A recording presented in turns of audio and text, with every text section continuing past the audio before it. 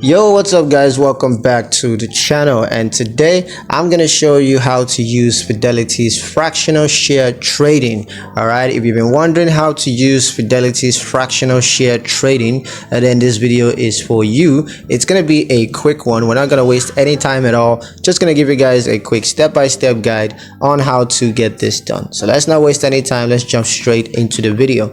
Now the first thing you're gonna do is to log into your Fidelity account.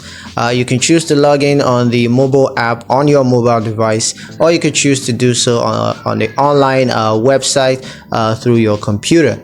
Now once you're logged into your account, you just want to click on trading, and then you're going to select fractional shares, and there you're going to initiate the fractional share trading process, where you're going to need to provide the required information. Of course, one of those information is the investment details.